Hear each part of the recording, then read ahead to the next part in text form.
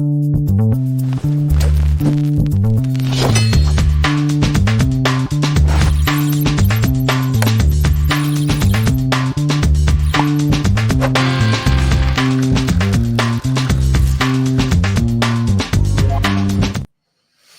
a todos, ¿cómo están? Bienvenidos a un nuevo episodio de Sinestesia, el podcast. Casi todos los miércoles a las 8 de la noche, o casi todos los jueves también a las 8 de la noche. Esta vez jueves a las 8 de la noche en vivo a través de Facebook y Twitch. Y al día siguiente, siempre en tu canal de podcast favorito, ya sea Spotify, Apple Podcast o iVoox. Todas las semanas también junto a Juan Carlos Ugarelli, que además está de cumpleaños. Así que feliz día, Juan Carlos, para todos los que están viendo o escuchando. ¿Qué tal? ¿Cómo estás? ¿Cómo lo has pasado? Hola Carlos, ¿cómo estás? Todo bien, felizmente. Ayer ha sido mi cumpleaños y como todos los años coincide con el Festival de Cine de Lima, así que ha sido uno de los mejores regalos poder ver varias películas muy memorables y muy potentes en la última semana, algunas de las cuales vamos a comentar en el episodio de hoy. Así es. Bueno, bien poético, ¿no? Bien cinéfilamente poético que todos los años coincide tu cumpleaños con el Festival de Cine de Lima. Qué bacán ello. Sí, es una feliz coincidencia, diría yo. Sí, y bueno, como dices, vamos de lleno al a hablar de algunas de las películas del festival.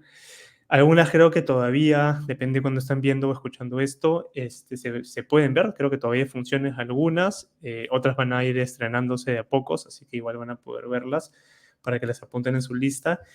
Y vamos a arrancar con una de las películas más esperadas del festival.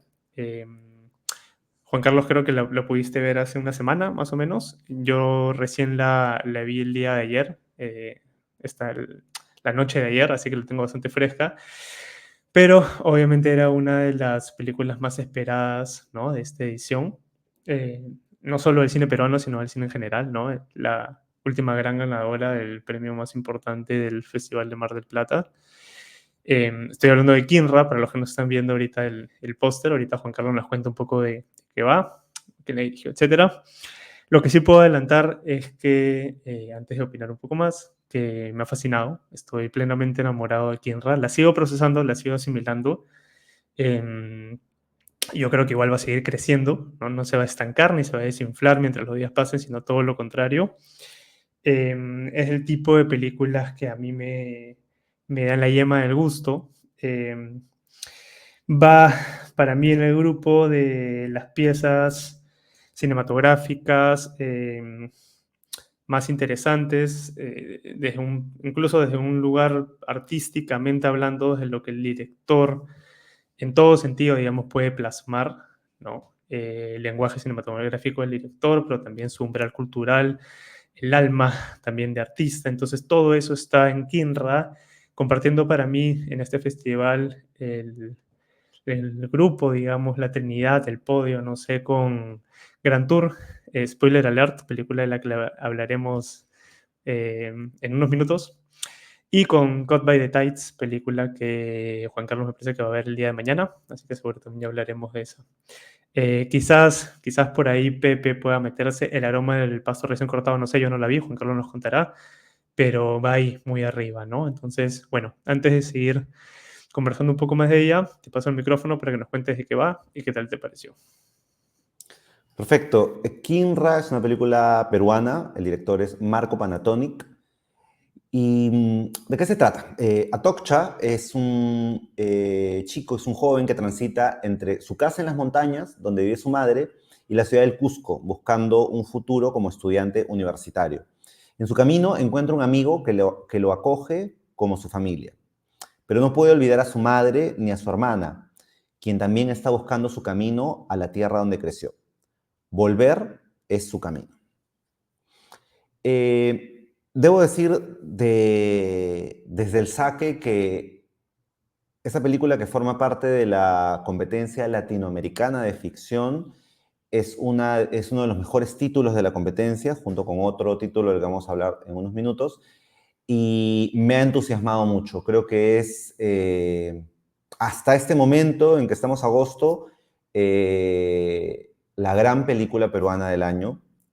Hay otros títulos muy valiosos también que hemos comentado ediciones anteriores del podcast y faltan todavía 4 meses para que acabe el año, así que pueden salir otros títulos muy valiosos también, pero hasta este momento yo diría que esta es la película peruana que más me ha satisfecho y me ha entusiasmado este año.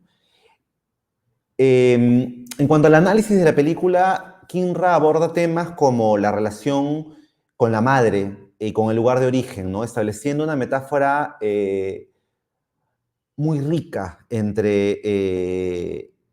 y un paralelo entre la relación de este protagonista, de este joven, con su madre y con la tierra donde él nació, donde él creció, ¿no? Y esa tierra se convierte en una metáfora de la madre. También aborda temas como la búsqueda de un lugar al cual pertenecer, en el cual uno sentirse plenamente reconocido y validado, la afirmación de la identidad, la herencia cultural. También aborda la forma en que la migración transforma la identidad de las personas, cómo cambia las dinámicas familiares y los planes de vida, creando un contraste entre las expectativas que uno tiene y lo que uno encuentra en la realidad. Uno de los grandes aciertos de la puesta en escena del director Marco Panatonic es que la película transcurre con una gran naturalidad, envolviendo al espectador y transmitiendo con mucha veracidad las emociones de ese viaje físico y espiritual que realiza el protagonista. Asimismo, los diálogos y las actuaciones derrochan espontaneidad y humor. Se sienten en todo momento verídicas. El humor en esta película no se siente en ningún momento impostado, sino se siente espontáneo y como si uno estuviera en una conversación de amigos escuchando cómo se dan estas situaciones de camaradería y de complicidad. Con una mirada sensible, empática y analítica, Panatonic ofrece un retrato de muchos jóvenes peruanos que han vivido experiencias similares ligadas a la migración y a la búsqueda de su propia identidad. Con mucha sutileza, la película destila un auténtico interés por retratar el mundo de sus personajes, sin paternalismo y sin idealización, sino más bien transitando entre la observación respetuosa de esa vida cotidiana y el humor que se cuela en las situaciones más inesperadas. Eso por ahora. Te paso el micrófono también para que nos cuentes un poco más a ti qué te pareció. Buenísimo, buenísimo. Sí, bueno, coincido en todo. Tengo entendido que tú acabas de entrevistar o vas a entrevistar a Marco Panatonic, así que, y creo que el protagonista, ¿verdad? Bueno, ya nos contarás, ya lo veremos más adelante, para seguir profundizando e indagando en tus observaciones y observaciones de la película. Porque claro, quería arrancar con la sorpresa de, yo no conocía a Marco Panatonic, lo único que había leído de él era su speech, digamos, una vez que había recibido el premio, ¿no? En el Festival de Mar del Plata, y que me pareció además un discurso muy acertado, muy preciso para este momento, donde quizás se atisbaba un poquito cierto humor o cierta ironía que ahora he podido conocer de primera mano, ya sea a través de la película como de el discurso que también dio en la función de ayer, tanto antes de la película como después, lleno de humor, lleno de humor, un humor además muy ácido, muy punzante, muy preciso, con, con cierto reclamo totalmente justo, ¿no? Pero muy inteligente, ¿no? Y creo que en la película eso además se ve porque bueno, ahorita voy a lo del reclamo, quiero dejarlo en segundo plano, pero antes quiero decir que, claro, mi primera sorpresa fue, y de hecho ya lo habían adelantado, creo que tú ya me lo habías adelantado y otros también que ya lo habían visto, y era que yo pensaba que Kinra, pues, iba a ser una especie de drama, ¿no? Muy potente, muy profundo en ese sentido, quizás cercano, para dar un ejemplo, a Pacha, ¿no? Y claro, me encontré con una historia, un relato también recontrasensible, muy alineado, muy cercano a lo que sucede en Pacha, pero con un tono totalmente distinto, ¿no? Em, que además se alinea mucho a como es Marco, como se presenta Marco, ¿no? Entonces es bien coherente, digamos. Em, y sí quiero decir o sea, por ejemplo, a mí me hizo recordar un poco a Cielo Abierto, me trajo algunas cosas de Cielo Abierto de Esparza, me hizo conectar un poco con ese cine que hasta cierto punto habla o tiene ciertos lenguajes cinematográficos que no se suelen ver en el cine peruano, que absorbe o que tiene mucho de cine foráneo, de cine asiático, por ejemplo. Quizás no es tan abstracta, no, de hecho no es tan abstracta como Cielo Abierto, es un poco más aterrizada en ese sentido, pero tiene esto de eh, tener que darte unos minutos, ¿no? Como quien medita, digamos, quien empieza a hacer una especie de meditación para conectar con el propósito del director, ¿no? Con sus tiempos, con su ritmo, con su melodía, con su espíritu, ¿no? Entonces hay un proceso del espectador que tiene que obligarse, digamos, a entrar en, en otra forma de mirar las cosas, de comprender las cosas, ¿no? Y una vez que conectas con este ritmo que es muy distinto, digamos, el que normalmente en el que uno se encuentra en el día a día, eh, lo que puede sentirse lento, contemplativo, es como que gira, ¿no? Y ese momento es muy bello, es muy rico como espectador, además, cuando haces ese clic, porque sientes que la película vuela, ¿no? Y claro, dura más de 2 horas y media y nos podríamos, o yo me podría quedar 5 horas viendo lo que sucede con los protagonistas y con los amigos feliz, ¿no? Y el tiempo pasaría volando sin problema alguno, ¿no? Que tiene que ver también con estas actuaciones tan naturales y esta forma tan natural de encarar de Panatonic que en un momento yo me preguntaba, no había visto ni leído nada sobre la película, recién lo iba a hacer después, si se trataba de una especie como de ficción, docuficción híbrido, algo así como lo que me sucedió con algo nuevo, algo viejo, algo pesado, algo viejo, algo nuevo, algo pesado, eh, donde mi sorpresa era tal de lo bien que estaban dirigidos los actores o no actores, que sentía que lo que estaba sucediendo y lo que estaba viendo era algo del día a día y no algo que estaba planificado, ¿no? Así de bueno, digamos, es en ese sentido. Em, no quiero decir que las películas, las actuaciones que son más, no teatralizadas, ¿no? Pero menos naturales no sean buenas porque hay estilos, ¿no? Y cuando están bien hechos, ambos estilos son buenísimos. Pero en este cine natural hay algo que me hace, digamos, conectar un poco más o empatizar más con los personajes, ¿no? Se siente más real, es como más palpable. Y es muy difícil de hacer. Marco constantemente en la conversación post-proyección le atribuía eso a los personajes, a los actores, ¿no? A las personas.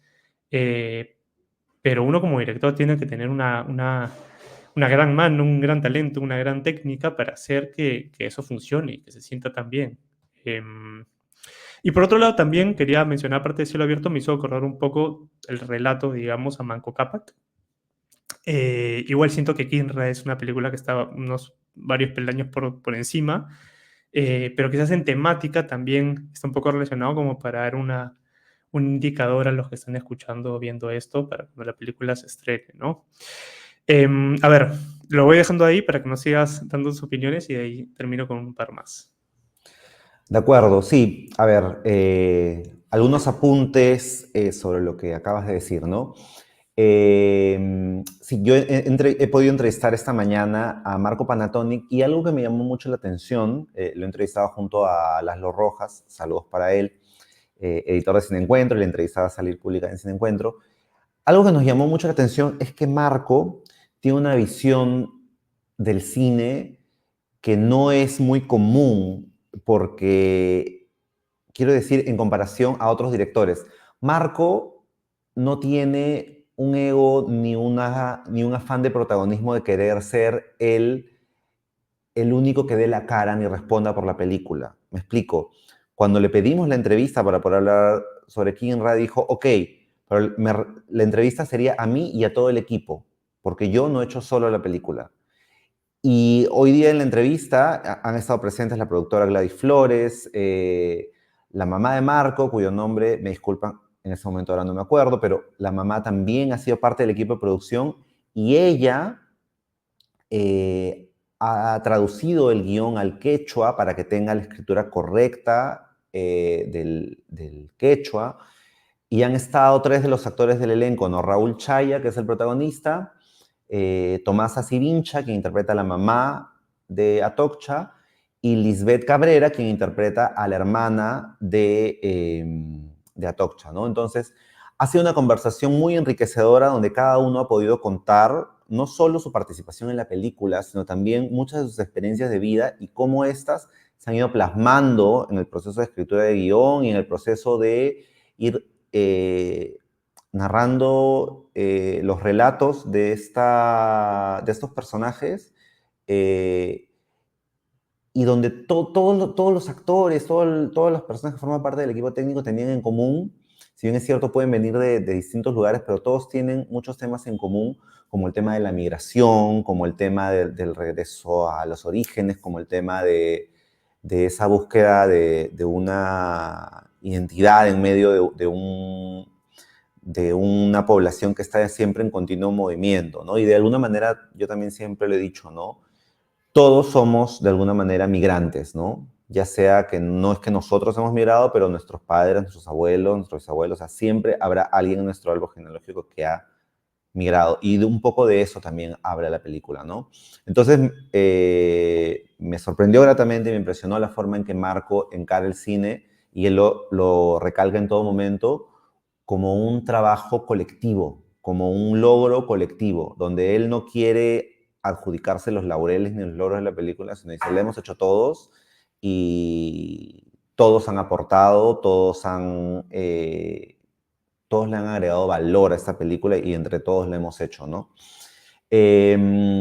Efectivamente, esta película conversa con otras películas peruanas que también hablan de la migración. De hecho, Huaynapacha no es una de las que viene a mi mente, pero escuchándote sí, porque digamos, el hijo ausente en Huaynapacha es un chico que ha migrado y nunca lo vemos porque siempre estamos en presencia de los dos adultos mayores, pero aquí sería un poco la historia desde el otro lado, ¿no? El hijo que se va, deja a la mamá y luego regresa. Conversa mucho también, evidentemente, con Manco Cápac, que también es la historia de un chico que migra de una zona rural a la ciudad buscando mejores oportunidades y se enfrenta a una serie de trabajos precarios donde te pagan poco o nada, donde a veces no valoran tu esfuerzo ni tu valía. En ese sentido, conversa mucho con Manco Cápac, pero siento que esta película, igual que a ti, me ha gustado un poco más. Manco Cápac me parece muy buena, ojo, pero Kinra está un peldaño más arriba porque aborda una serie de temas de una forma además muy sensible y con mucha naturalidad, ¿no? Nada se siente impostado en esta película en ningún momento. Me gusta mucho también ese inicio que, si bien es cierto, como tú dices, puede ser un poco contemplativo y puede tener mucho silencio porque vamos observando la rutina del personaje, trabaja en una ladrillera, va de aquí a allá, etcétera. Y a algunos espectadores de repente les puede costar entrar en esa frecuencia de onda, pero después de ese inicio, que puede ser un poco más calmado y callado, la película hace la gran Drive My Car o la gran clímax, y después de un largo prólogo de media hora, no lo sé, 30, 40 minutos, recién vemos el título de inicio Kinra, y ahí es que empieza la película, entre comillas, o empieza el viaje del protagonista o empieza la travesía, y ahí la película cambia ligeramente de ritmo. Ya no es tan contemplativa, más bien empieza a jugar a partir de ahí mucho más con el humor cotidiano, con el retrato de una serie de situaciones que le van pasando al protagonista, ¿no? Mientras va buscando trabajo, mientras se prepara para la universidad, mientras se reencuentra con la hermana. Y vamos conociendo su rutina y encariñándonos con él y con todos los personajes que va conociendo en su camino, ¿no? Si la memoria no me falla, aunque todavía no han anunciado la fecha exacta, Kinra va a llegar en los próximos meses a la cartelera comercial, así que quienes no tengan la oportunidad de verla ahora en el Festival de Cine de Lima, va a llegar a cartelera y esperemos que también pueda verse en algunos otros ciclos, ya sea en salas alternativas, cineclubes u otros festivales. Pero mi recomendación es que apenas tengan oportunidad de verla, ya sea en festivales o en cartelera, no se la pierdan porque estamos hablando de uno de los títulos más valiosos del cine peruano de los últimos años y una película que, ojo, con este detalle, ganó, Carlos ya lo mencionó, me parece, ganó el premio principal, el premio a mejor película en la competencia internacional del Festival de Cine Mar del Plata, que es uno de los festivales de clase A en el mundo. Y estoy casi seguro que desde La Teta Asustada, que ganó el Oso de Oro en Berlín en 2009, hasta 2023, que Kim Ragán, el premio mayor en Mar del Plata, una película peruana no había ganado el premio mayor a mejor película en un festival de clase A.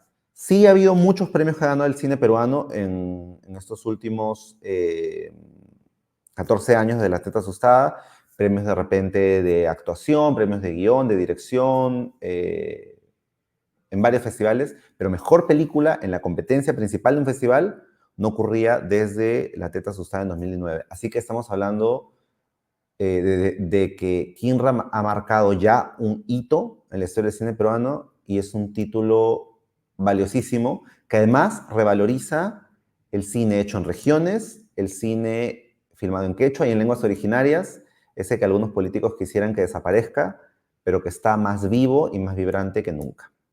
Eso es, de momento, todo lo que tengo que decir sobre la maravillosa Kinram. Sí, 100% de acuerdo con todo, con lo último. Merecidísimo su premio en el Festival de Cine de Mar del Plata. Es una película que podría haber ganado el Oso también en Berlín, podría haber estado en competencia y ganado algún premio en Cannes. O sea, estamos hablando de cine del más alto nivel, ¿no? Para mí eso es Kinra. Club, eh, pertenezco también al club de fans de películas cuyo título es introducido a los muchos minutos después. Me gusta mucho cuando eso sucede, cuando tiene sentido además.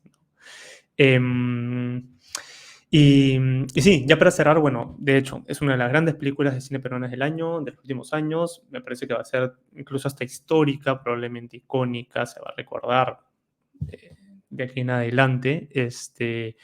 Hay mucho mensaje que además, como creo que dije inicialmente, eh, está como detrás de escena, ¿no?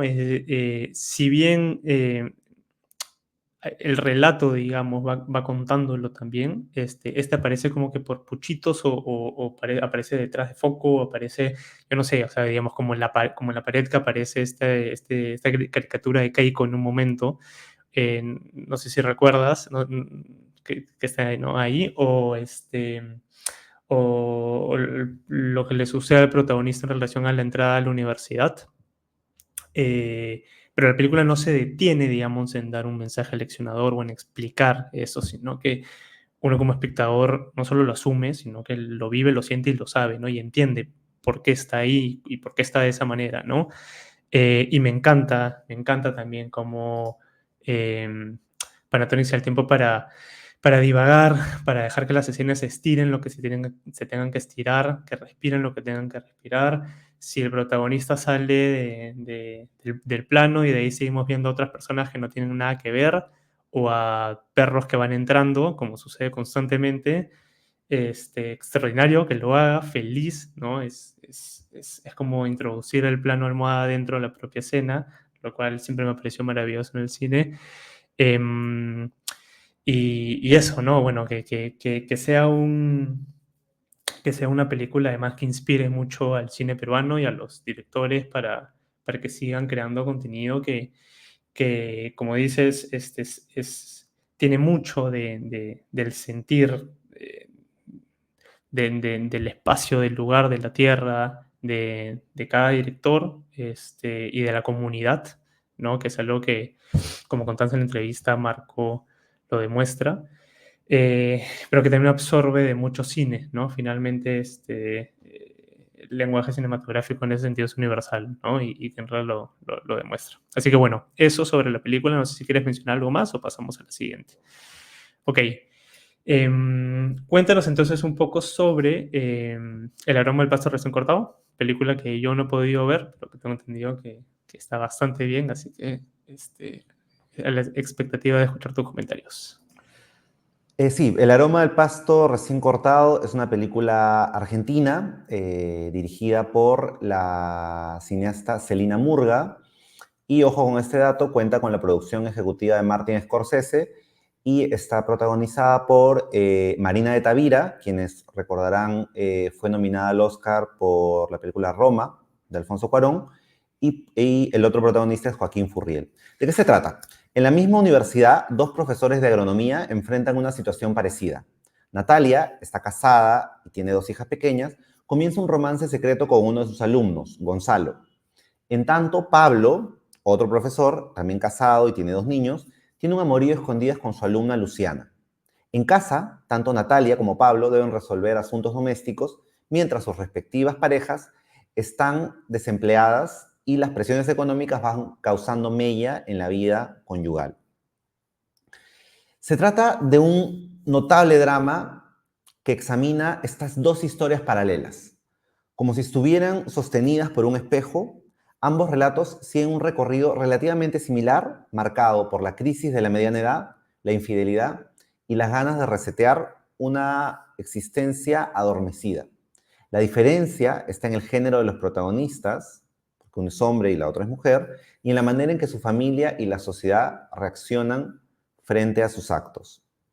Como ocurre en el cine del director francés Emmanuel Mouret, quien a su vez bebe del cine de Eric Romer y de Woody Allen, la directora y guionista argentina Celina Murga observa las relaciones sentimentales de un grupo de personajes adultos y disecciona los recorridos del deseo, de la atracción y la tentación de conectar sexual o emocionalmente con alguien, aunque no sea su pareja.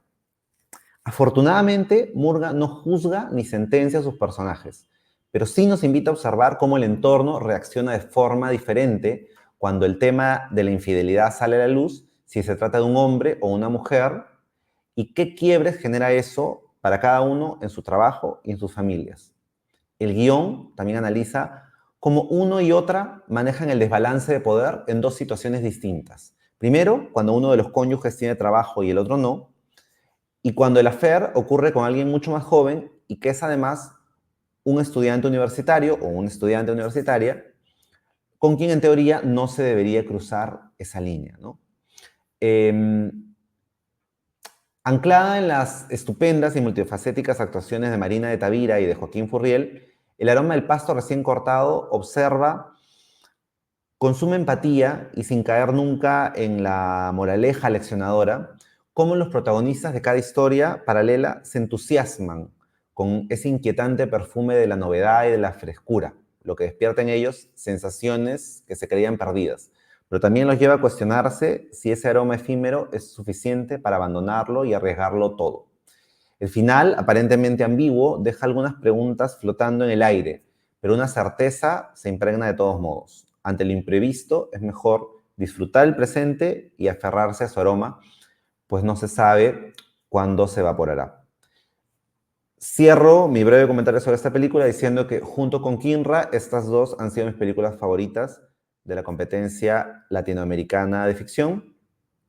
Y ahora pasamos a otra sección que también ha traído algunos de los mejores títulos de esta edición del festival, que es la sección de aclamadas. Genial, genial. Bueno, muchas ganas de ver la película. Arranquemos entonces con Spectateur, la nueva película de Playán, que además personaje que ha llegado al festival, que ha llegado a Lima para ser homenajeado. Y sí, me he dado cuenta que las tres películas, las aclamadas de las que hablaremos ahora, vienen del Festival de Cannes, ¿no? Que es algo que ya se ha aparentemente normalizado para bien, además, ¿no? Que el Festival de Cine de Lima incluso sea, creo que uno de los primeros festivales que muestra las películas recién salidas de Cannes, ¿no? Como pan caliente. A ver, antes de pasarte el micrófono y que nos cuentes qué tal, de hecho, la tienes bastante más fresca, así que me interesa escucharte para, valga la redundancia, refrescar mi recuerdo. La pude ver en el Festival de Cannes, Fue una película que además pasó medio desapercibida en esta última edición, en una de estos eh, segmentos, no me acuerdo si era Can Premier o cuál, ¿no? Que digamos que no es de los importantes, y en las cuales muchas películas no se ven justamente por eso, ¿no? Por falta de tiempo. Y de hecho yo tampoco la seleccioné, recuerdo haberla puesto en mi lista inicial porque claro, es cine sobre cine, ¿no? Que es un género, digamos, que me apasiona. Entonces, cierto interés me generó desde la premisa, pero mis últimos encuentros con el director francés, que también fueron en Cannes, tanto el año pasado como el anteaño, parece, fueron dos películas que me decepcionaron mucho, me disgustaron, que no me gustaron en realidad. Entonces no sabía si la tercera iba a ser la vencida para bien o para mal, ¿no? Y felizmente ha sido para bien porque me ha permitido reconciliarme hasta cierto punto con Despleyin, porque si bien no me parece tampoco, ahorita nos dirás qué te parece a ti, pero tampoco me parece una obra necesariamente extraordinaria, ¿no? Porque finalmente es como una pequeña oda al cine, ¿no? Es una especie de autobiografía, y ahorita nos cuentas un poco más de qué va. Pero me parece que sí es un relato muy, muy íntimo, muy bonito, muy agradable, eh, muy apasionado de Pleyán hacia su propia vida y el cine y el efecto que tuvo el cine en su vida y lo importante que es el cine para él y para todos los cinéfilos, ¿no? Entonces es muy difícil no pasar estos 80 minutos, menos de una hora y media me parece que es, disfrutando como buenos cinéfilos la película, ¿no? Así que bueno, a ver, cuéntanos un poco de qué va y de ahí sigo opinando. De acuerdo. Spectateur es una película francesa del director Arnaud Desplechin, quien ha sido además homenajeado en la ceremonia de inauguración de esta edición del Festival de Cine de Lima. ¿De qué trata? Arnaud Desplechin se pregunta qué significa ir al cine, por qué la gente ha ido durante más de 100 años. Y entonces él se propone celebrar las salas de cine y su magia. Los recuerdos, la ficción y los descubrimientos se juntan en un torrente incontenible de imágenes. Se trata de una película híbrida, a medio camino entre la ficción y el documental. La parte ficticia sigue a un personaje llamado Paul Dédalus en su infancia, su adolescencia y su juventud, mientras va formándose como un cinéfilo, un espectador que desarrolla una pasión por el cine a lo largo de los años. Aquí hago un breve paréntesis para comentar que quien interpreta a Paul en su adolescencia es el mismo actor de Anatomía de una caída, quien interpretaba al hijo de Sandra Hüller en esa película, y realmente es una sorpresa verlo aquí en otro papel, ¿no? En el papel de este cinéfilo empedernido con el que todos nos podemos identificar. Y en las escenas documentales, Spectateur explora momentos representativos de la historia del cine, va narrando algunos hechos importantes de la historia del cine desde su creación hasta la actualidad, como por ejemplo, recuerdo un momento puntual donde se habla de cómo la llegada de los efectos visuales hicieron que los directores empiecen a experimentar más con la forma de filmar, el agua, de sumergirnos en la profundidad del océano, como desde que se puede filmar el fuego, también nos sentimos dentro de una llamarada, en fin, cómo el cine ha ido provocando cada vez más sensaciones en el espectador y llevándonos a lugares que antes se hubieran pensado pues imposibles de llegar, ¿no?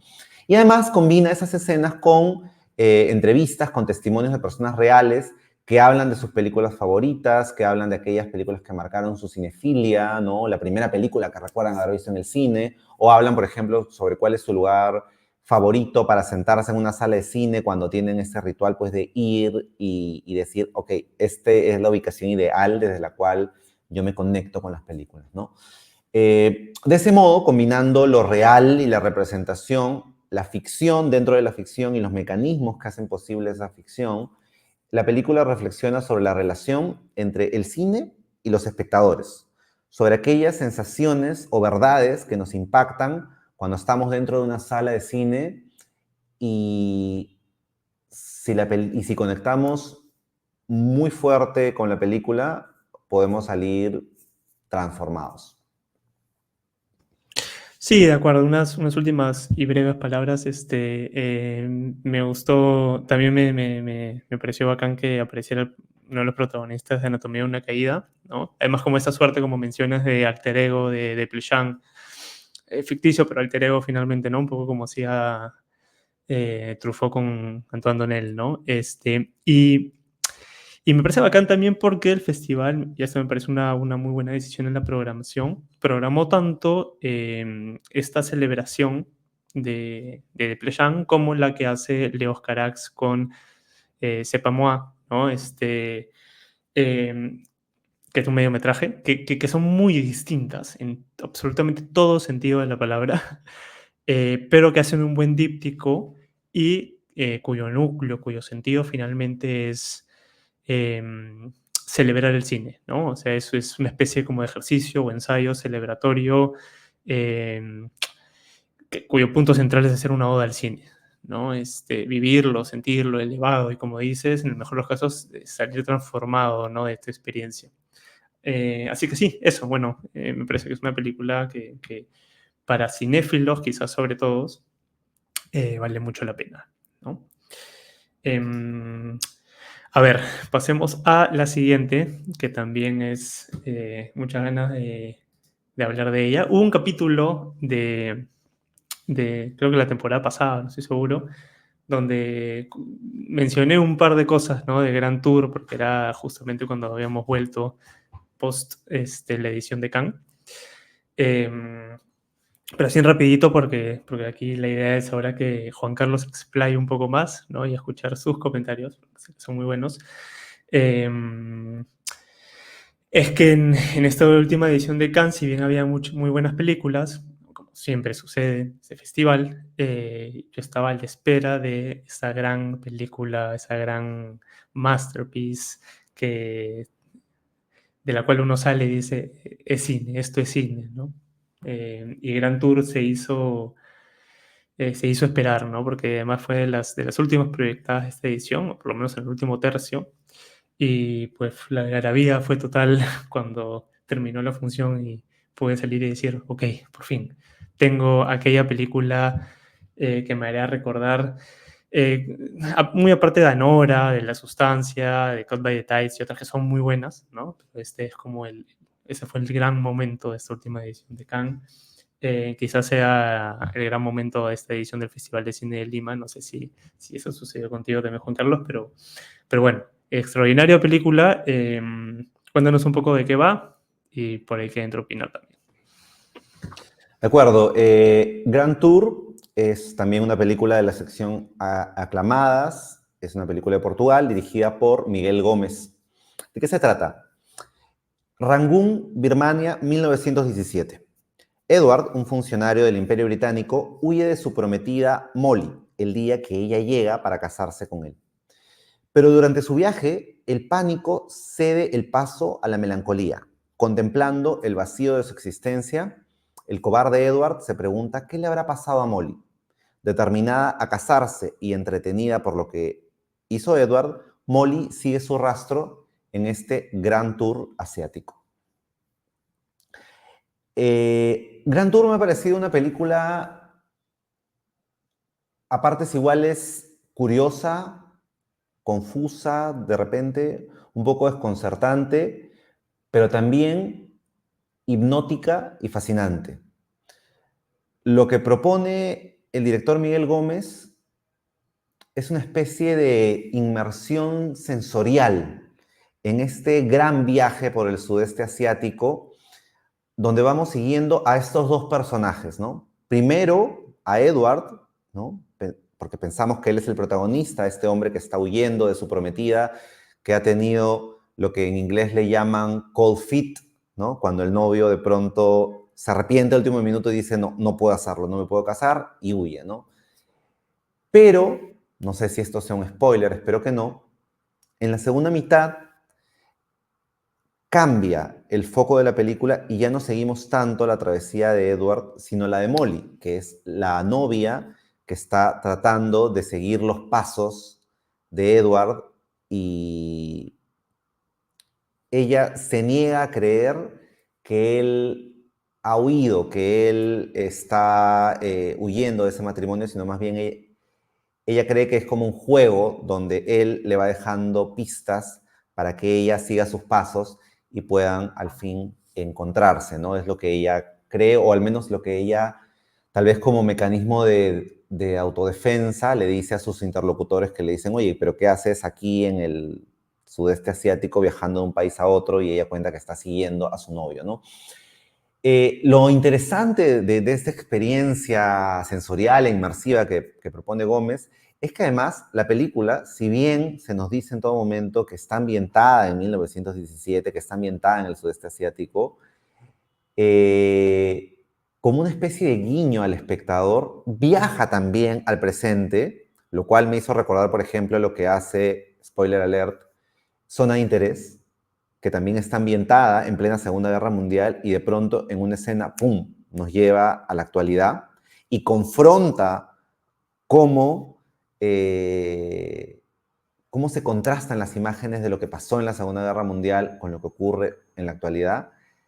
Y aquí, con otro propósito totalmente distinto, Miguel Gómez hace algo similar y nos lleva a imágenes muy contemporáneas, donde vemos smartphones, donde vemos mototaxis, donde vemos la modernidad de estas ciudades y de estos países y estos escenarios del sudeste asiático y los alterna con la historia de Edward y Molly, ¿no? Sin darnos mayor explicación, simplemente nos pone las imágenes ahí para que nosotros las interpretemos o conectemos con ellas como nosotros querramos establecer esa conexión, ¿no? De pronto puede que su intención sea que analicemos o que pensemos cuánto puede haber cambiado el continente asiático, todos estos países y escenarios en los últimos 100 años. ¿Cuánto se mantiene de cómo era todo en 1917 versus cómo es en 2024, ¿no? Cómo se mantienen, por ejemplo, temas como el colonialismo, cómo se mantienen temas como la migración o la llegada del hombre blanco a estos espacios donde muchas veces llega pues a imponer una relación muy vertical, ¿no? Vemos escenas, por ejemplo, en la que Edward es transportado por la jungla asiática por unos sirvientes que lo cargan como si fuera una especie de rey, solamente porque, y él no es ningún rey, pero es como es un sirviente del Imperio Británico, se le rinde pleitesía como si fuera pues una figura, una deidad, ¿no? Lo mismo Molly, ¿no? Que también tiene tiene una sirvienta que trabaja para ella y también se impone y aunque las condiciones climatológicas sean terribles, ella igual se encapricha con que tiene que llegar a tal lugar y si eso pone en riesgo la vida de todos, no le interesa. Entonces, tiene esas conversaciones interesantes sobre cuánto han cambiado las cosas en la supuesta modernidad de hoy en día y cuánto se mantiene igual, ¿no? Y algo que le comenté a Carlos después de ver Grand Tour es que, de manera similar a lo que él ha hablado sobre Kinra, me hizo recordar Grand Tour a Kinra en el sentido de que yo pensé que ambas iban a ser películas de repente mucho más, dos dramas solemnes, serios, de repente hasta, no lo sé, deprimentes o reflexivos. Y de hecho ambos son dramas y tienen muchos elementos también de...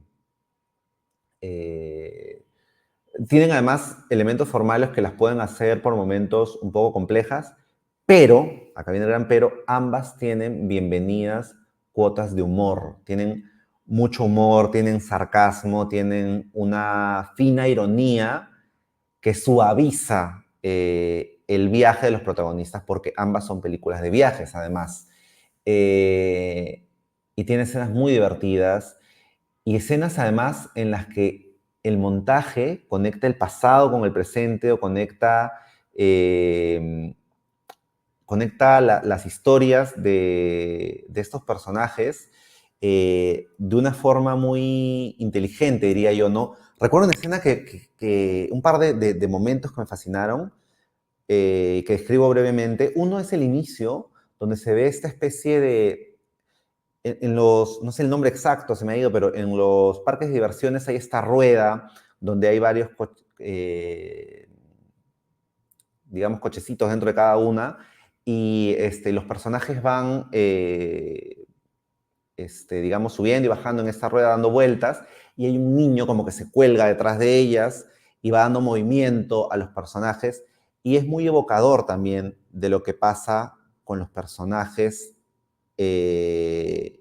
Edward y Molly del siglo pasado, ¿no? También están en una especie de viaje, de vuelta por todo el continente asiático, y también están en un movimiento constante, ¿no?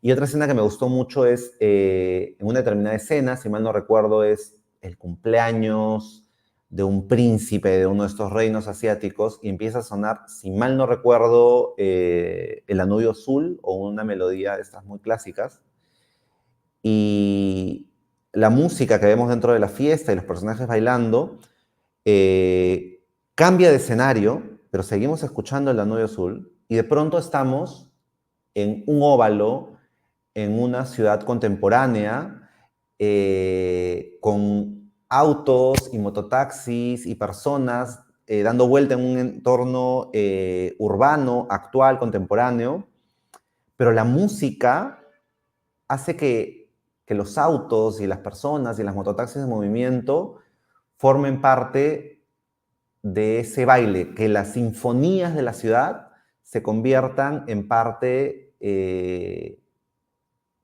ese baile clásico, ¿no? Y que las imágenes bailen al ritmo de esa música.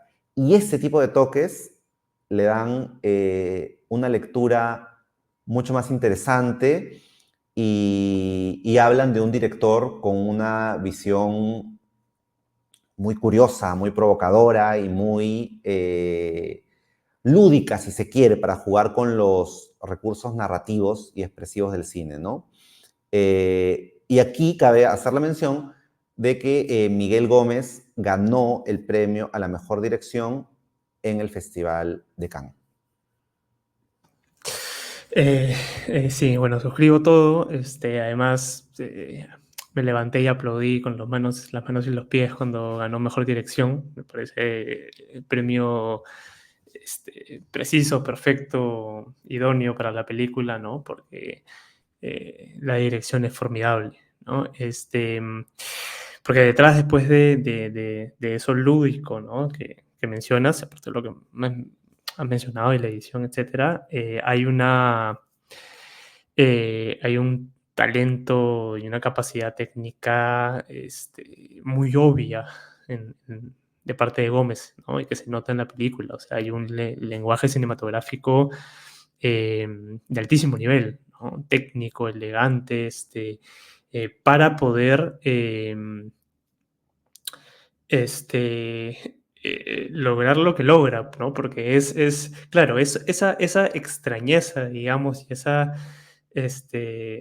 sensación como bizarra y de dudas y de qué es lo que está sucediendo, qué es lo que me estás queriendo contar, pero que a la vez es hipnótico y a la vez parte de ti está de forma consciente e inconsciente asimilando lo que está sucediendo, y que funcione, ¿no? Que no se desbarranque, que no se destruya en el camino, pues es muy difícil de conseguir, ¿no? Aparte de la puesta en escena, que me parece fantástica, quizás señalar específicamente la profundidad de campo, que me parece maravillosa en la película y que además creo que es un elemento técnico que suele demostrar empíricamente, digamos, que cuando hay una capacidad técnica elevada de parte del director, es algo muy difícil de lograr a ese nivel, ¿no? La profundidad de campo en particular.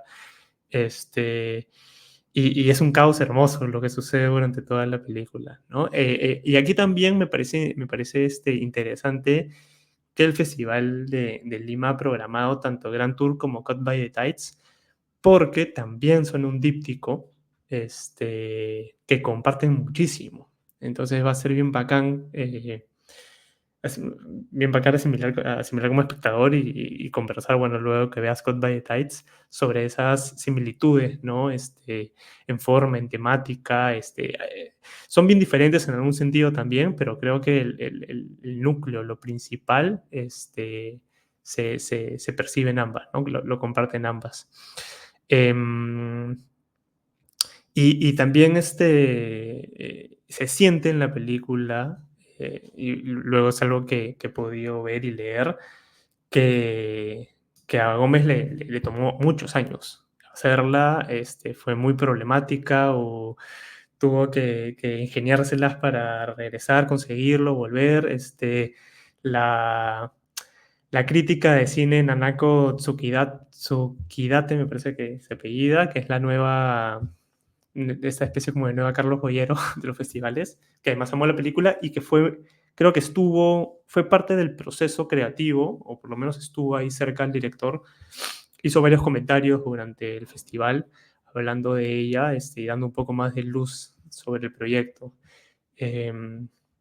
Interesante leer lo que ella menciona sobre la película, que creo que la hace crecer un poco más, o por lo menos hay una siguiente lectura. Así que bueno, eso sobre Gran Tour. No sé si quieres decir algo más o terminamos. Perfecto. Entonces, bueno, yo creo que está bien, es todo por ahora, por este episodio. Hay más películas que hemos visto, hay más películas que vamos a ver. También hay más películas de cartelera comercial, que además vale mencionar, por ejemplo, hoy día se estrenan Alien Romulus, ¿no? Y se estrenan Longlegs, películas que también ya vimos y que comentaremos definitivamente en un siguiente episodio junto a La trampa de M. Night Shyamalan, pero valía la pena pues hacer este episodio particular sobre lo ya visto en el festival, ¿no?